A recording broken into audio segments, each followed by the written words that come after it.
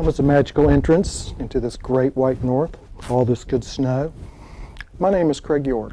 Welcome to this episode of A New York Minute. Today we're going to talk about a legend, 1,700-year-old legend. The man we're talking about who wears a red suit, brings gifts to children all over the globe. His story started a long time ago in what is now today present-day Turkey, as far as we can tell. But his legend lives on today. Hey Santa, thank you for coming. Well, thank you for having me. It's always a pleasure.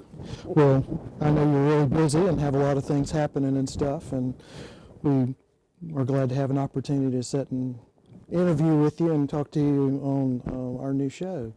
And so, we'll just jump right in. All right.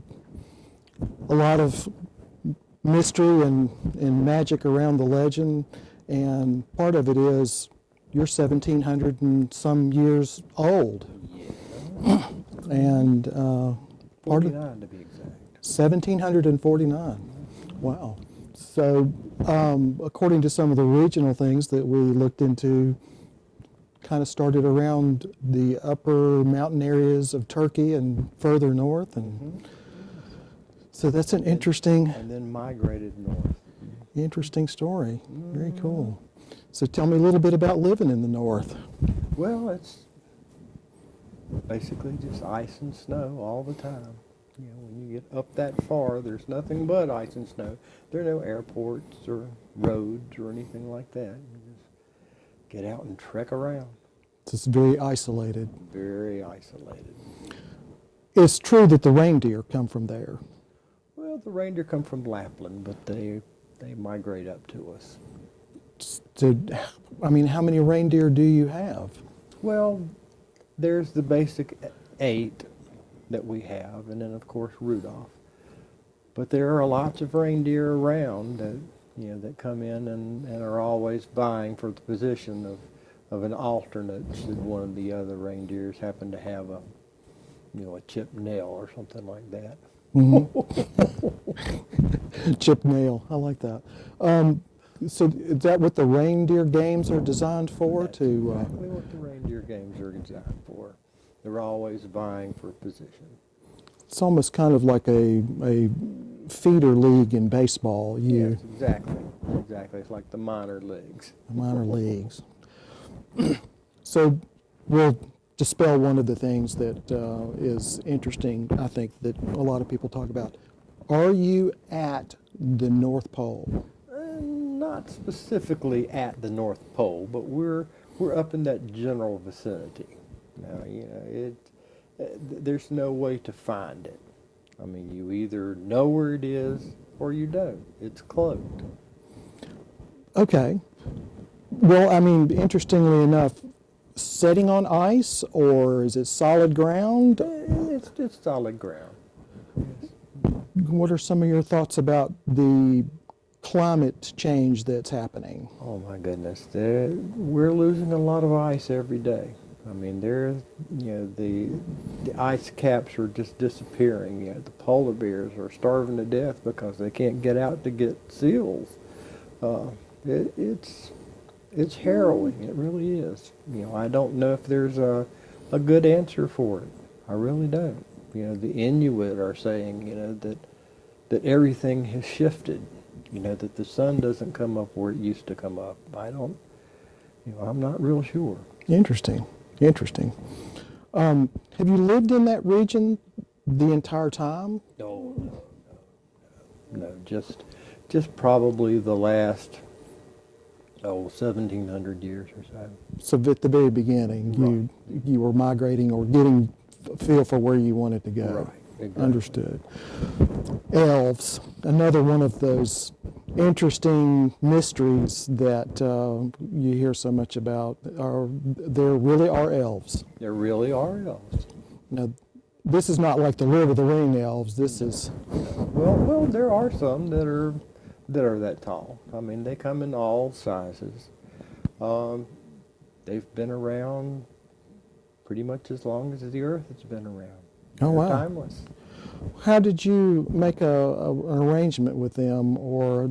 They made the arrangement with me. Oh, so that's how that worked. Sure, exactly. Well, part of the legend and folklore has been built around the gift giving and the children of the world receiving a gift right from the very beginning. Mm-hmm. I guess part of teaching to share and all that. Well, the Christmas is basically about the joy of giving, because there's much more joy in giving than there is in receiving. So all of the toys, they're manufactured in the castle and village, Right. and the elves handle almost all of that. Now you're the master designer Right. and inventor, but they implement all the creations that you come up Exactly. with. Oh wow! And all the elves have their names, and they have a bin for all of their things, so that you come to, for instance, Chin, he puts all of his stuff in bin A. So if you see something that says Chin A, then you know that Chin made that, and it came out of bin A. Oh, I got you.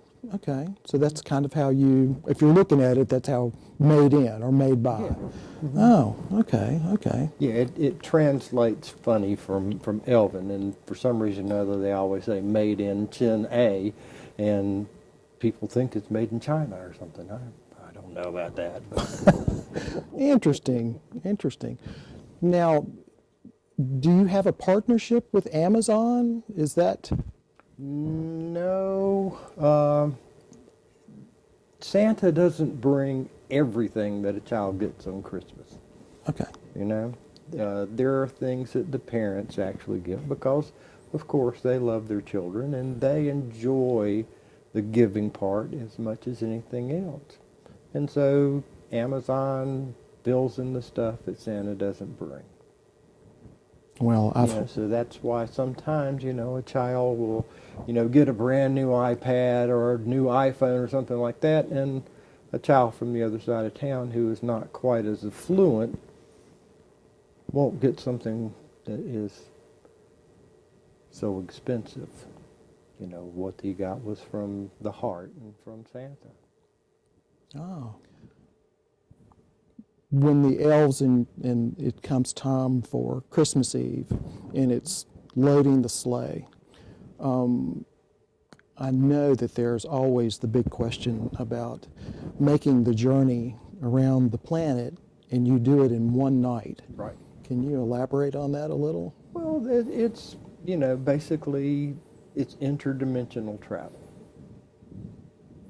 There are wormholes. That's the only way I know how to explain it. It's just kind of like Star Trek, where you go into a wormhole and you come out on the other side and you have traveled thousands of miles in the blink of an eye.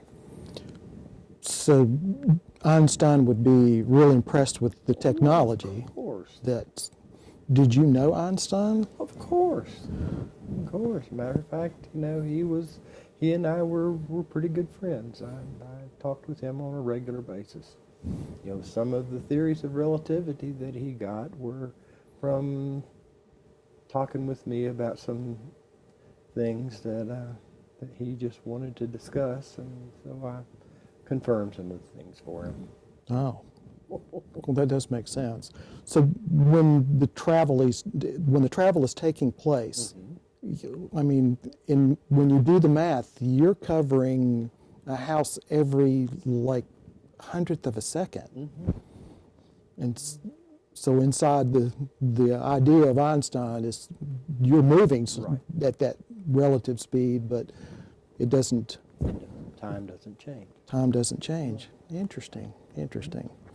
So, and you and Albert were close friends. How about that?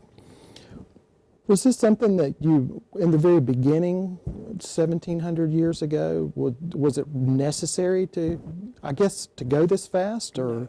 No, 1,700 years ago, it wasn't happening at all.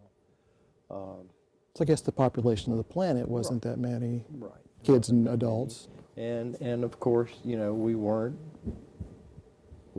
doing Christmas the same way back then. Understood. Okay.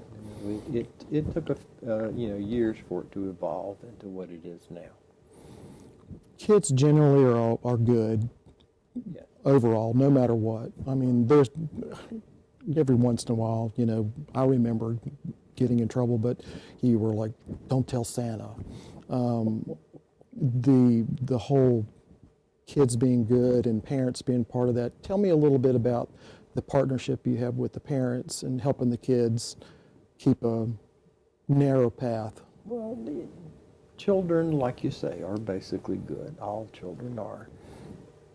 They have bad days. Everybody has bad days. And of course, you know, what we want to make sure of is at the end of the year that you have more good days than you have bad days. And if you do, that's when you end up on the good list. And if you end up on the good list, of course, that's when Santa gets to come and see you on Christmas Eve. It's a special thing. It really is. It's not guaranteed. You know, if it doesn't mean that you're a bad child if you don't make the good list. It just means that you need to try a little harder. Oh, okay. You know, and there's always time to make sure that you have done enough to get on the good list.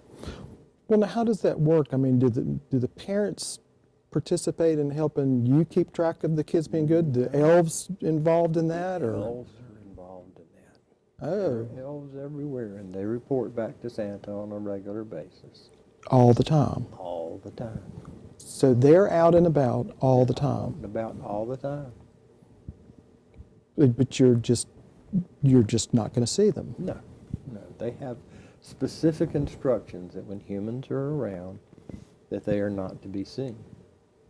They either are invisible, or they're hiding, or in the case of, we have elves that come and visit children around, say Thanksgiving or something like that. Like the elf on the shelf Exactly. And they're instructed that they cannot move as long as there's a human that can see them.